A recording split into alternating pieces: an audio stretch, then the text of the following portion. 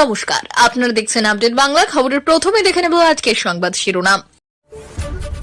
তেজস্বীর কাঁধে হাত নীতিশের, লালুর দরজা খোলা প্রস্তাবে সারা মোদীর শরীকে। কাশ্মীরের নাম বদলে নতুন নাম ঘোষণা করলেন অমিত শাহ। কি নাম দেওয়া হলো ওই রাজ্যের? সর্বোচ্চ নেত্রী মমতা বলুন, ভুল বলেছি, মেনে নেব। বয়কট বিতর্কে অভিষেকের মন্তব্যের পাল্টা কুণালে। যারা দলের জন্য কাজ করছে তাদের চিন্তা নেই, বছরের প্রথমেই তৃণমূলের রদবদলের ইঙ্গিত অভিষেকে। দুলাল খুনে গ্রেপ্তার দুই, প্রবল বিক্ষোভের মুখে ফিরহাদ, স্লোগান উঠল পুলিশের বিরুদ্ধে। আয় কোথায় আছিস, জিহাদি রোহিঙ্গা পাকিস্তানের বাচ্চারা, আয় এখানে সাইজ করতে এসেছি। হেরিয়াতে তৃণমূলের হিন্দু হটাও স্লোগানের প্রত্যুত্তরে হুঙ্কার দিলেন শুভেন্দু অধিকারী। হাতে 6 মাস সময়, নবান্ন বৈঠকে ক্ষুব্ধ মমতা, এবার কড়া ডেডলাইন মুখ্যমন্ত্রী। তীব্র যুদ্ধের পর গোয়া দখল করল আরাকান আর্মি, পালিয়েছে সেনা। তিলোত্তমাকে খুন ও ধর্ষণে যুক্ত একজন ডাক্তার সঞ্জয় চিহ্নিত, 3 ঘন্টায় 68 বার। আজকে বিস্তারিত খবরে। বারবার ভোলভদ্র নীতিশ কুমারকে নিয়ে বিহারের রাজনীতিতে কানাঘুষো শুরু হয়ে গিয়েছে। 2025 সালের শেষে বিধানসভা নির্বাচন আছে বিহারে। তার আগে পাটলিপুত্রের রাজনীতিতে সমীকরণের অঙ্ক কষার মধ্যে বৃহস্পতিবার রাজভবনে মুখ্যমন্ত্রী নীতিশ কুমার ও বিরোধী দলনেতা তেজস্বী যাদবের মুখোমুখি দেখা গেল। শুধু তাই নয়, সৌজন্য বিনিময় করতে এসে একে অপরকে হাত ধরে শুভেচ্ছা বিনিময় করেন আরজেডি নেতা লালু প্রসাদ যাদবের ছেলে তেজস্বী তথা রাজ্যের প্রাক্তন উপমুখ্যমন্ত্রীর কাঁধে হাত দিয়ে নতুন বছরের অভিনন্দন এবং শুভকামনা জানালেন জেডিইউ নেতা মুখ্যমন্ত্রী নীতিশ কুমার। প্রসঙ্গত, রাষ্ট্রীয় জনতা দলের নেতা লালু প্রসাদ বুধবারই নীতিশ কুমারের জন্য ইন্ডিয়া জোটের দরজা খুলে দিয়েছেন। তারপরে দিন মুখ্যমন্ত্রীকে এই নিয়ে প্রশ্ন করা হলে কোনো সাফসূত্র জবাব না দিয়ে নীতিশ হাত জোড়ো করে বললেন, ক্যা বল রহে হে। এরপরেই রাজভবনে বর্তমানে দুই মেরুর একদা শরিক দলনেতার সাক্ষাৎ ঘিরে ভোটের বছরে জল্পনা শুরু হয়ে গিয়েছে। বিশেষত কেন্দ্রীয় প্রধানমন্ত্রী নরেন্দ্র মোদীর সরকার মূলত টিকে আছে যে দুই বড় দলের উপর নির্ভর করে, তার মধ্যে জেডিইউ অন্যতম। ভোটের বছরে বিহারের রাজ্যপাল বদল করেছে কেন্দ্র। ইংরেজি নতুন বছরের দ্বিতীয় দিনে আরিফ মোহাম্মদ খানকে বিহারের নতুন রাজ্যপাল হিসেবে শপথ নিলেন তিনি। আর সেই শপথ গ্রহণ অনুষ্ঠানেই দেখা হয় নীতিশ তেজস্বীর। বিহারের রাজনীতিতে নীতিশ লালুকে বড় ভাই ছোট ভাই বলে সকলে চেনে। ইন্দিরা গান্ধী জরুরি অবস্থা থেকেই এই দুই নেতা কাঁধে কাঁধ মিলিয়ে অবিভক্ত জনতা দলের হয়ে লড়াই করেছেন। আর সেই নীতিশ কুমার লোকসভা ভোটের আগে বিজেপি বিরোধী দলগুলিকে নিয়ে ইন্ডিয়া জোটের প্রথম রূপকার ছিলেন। তাই তাকে ফের ইন্ডিয়া জোটের জন্য দরজা খোলা আছে বলে আহ্বান জানালেন লালু। ভোটের আগে পর্যন্ত রাজ্য সরকার মেয়াদ পূর্ণ করতে পারবে। নির্দিষ্ট এক প্রশ্নের জবাবে খান বললেন, এই ধরনের প্রশ্ন করার অনুষ্ঠান এটা নয়, আজ একটা খুশির দিন। ভালো কিছুর জন্য ভাবুন। বুধবার লালু প্রাক্তন জোট শরিক নেতা নীতিশ কুমারের উদ্দেশ্যে বলেছিলেন, আমাদের দরজা খোলা, উনি নিজের দরজার খিড়কি খুললেই হবে। তারপর দিনই লালু পুত্রকে দেখে বিহার নির্বাচনে অমিত শাহের যুদ্ধের ঘোড়া নীতিশ কুমার আচমকাই সৌজন্য বিনিময় করার নানান প্রশ্ন মাথাচাড়া দিয়েছে। নীতিশ কুমার একবার বিজেপি একবার মোদী বিরোধী দলে ভিড়ে দলবদলের রাজনীতিকে প্রায় অভ্যাসে পরিণত করে ফেলেছিলেন। শেষবার বিজেপির সঙ্গে নিয়ে জোটে এসে প্রধানমন্ত্রী মোদীকে কথা দিয়েছিলেন এরপর আর দলবদল করবেন না। শহর ও জেলার নাম পরিবর্তনের ধারাবাহিকতা এবং কেন্দ্রীয় স্বরাষ্ট্রমন্ত্রী অমিত শাহ বড় ঘোষণা করেছেন। শাহ বলেছেন, কাশ্মীরের নাম কাশ্যপ হতে পারে। তিনি কাশ্মীরের নাম নিয়ে ইতিহাসে তথ্য বিকৃতি করা হয়েছে বলে অভিযোগ করেছেন। 8000 বছরের পুরনো বইয়ে কাশ্মীর এবং ঝেলেমের উল্লেখ আছে। তাহলে কেউ কি বলতে পারে কাশ্মীর কার? কাশ্মীর ভারতের অবিচ্ছেদ্য অঙ্গ এবং সর্বদাই ছিল। ইতিহাস লুটিয়েন্স দিল্লিতে বসে লেখা হয় না, তা বুঝতে হবে। শাসকদের খুশি করার জন্য ইতিহাস লেখার সময় শেষ হয়েছে। অমিত শাহ বৃহস্পতিবার দিল্লিতে এক বই প্রকাশ অনুষ্ঠানে বক্তব্য রাখছিলেন। Jammu Kashmir and Ladakh through the ages নামের বইটি দিল্লিতে প্রকাশ করে শাহ বললেন, ইতিহাসবিদরা কাশ্মীরের ইতিহাস বইয়ের মাধ্যমে বলার চেষ্টা করেছেন, কিন্তু আমার ইতিহাসবিদদের কাছে আবেদন প্রমাণের ভিত্তিতে ইতিহাস লিখুন। স্বরাষ্ট্রমন্ত্রী অমিত শাহ বলেছেন, সেই সময় ভিন্ন ছিল যখন শাসকদের খুশি করার জন্য ইতিহাস লেখা হতো। 150 বছরের একটা সময় ছিল যখন ইতিহাস মানেই ছিল দিল্লি দরবার থেকে বল্লি মারান পর্যন্ত এবং লুটিয়েন্স থেকে জিমখানা পর্যন্ত। ইতিহাস এখানেই সীমাবদ্ধ ছিল। কিন্তু এখন এমন এক সময় থেকে মুক্তি যখন শাসকদের খুশি করার জন্য ইতিহাস লেখা হতো। আমি ইতিহাসবিদদের কাছে আবেদন করছি, তারা যেন আমাদের 1000 বছরের পুরনো ইতিহাস তথ্য সহ লেখেন। তিনি বলেছেন, কাশ্মীরের ভারতের সাথে অটুট সম্পর্ক। লাদাখে মন্দির ভাঙা হয়েছে। কাশ্মীরের স্বাধীনতার পর ভুল হয়েছে, পরে সেগুলো সংশোধন করা হয়েছে। শঙ্করাচার্যের উল্লেখ সিল্ক রোড হেমিস মঠ থেকে প্রমাণিত হয় যে কাশ্মীরেই ভারতের সংস্কৃতির ভিত্তি স্থাপিত হয়েছিল। সুফি, বৌদ্ধ এবং শৈব মঠ সবাই কাশ্মীরে বিকাশ লাভ করেছে।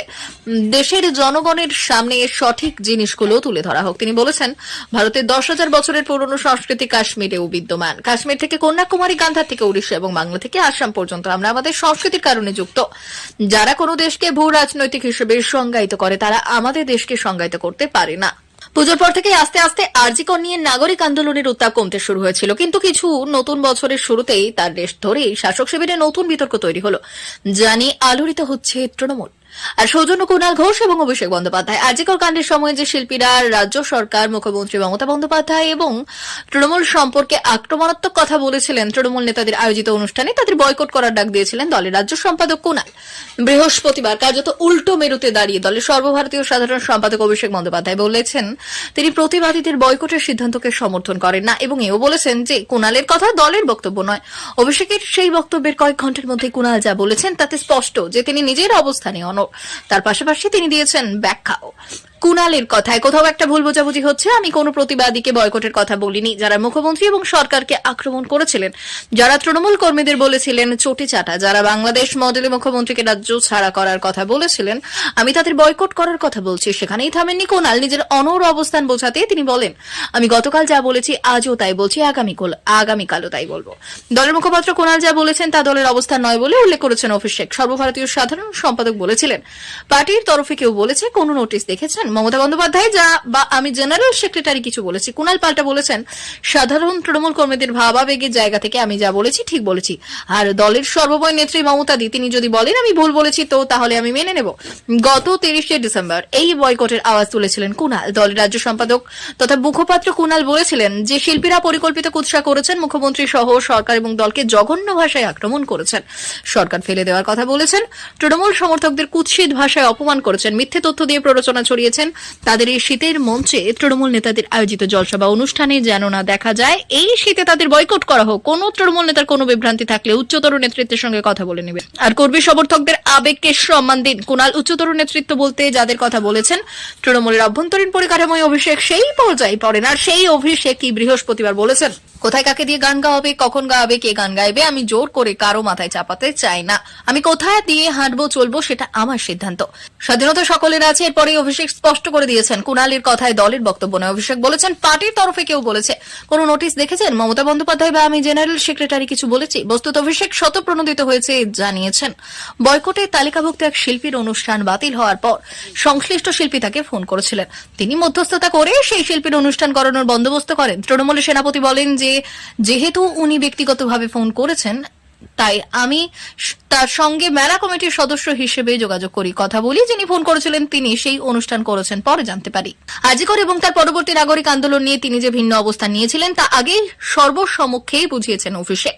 14ই আগস্ট মধ্যরাতে মেয়েদের রাত দখল দেখেছিল সারা বাংলা।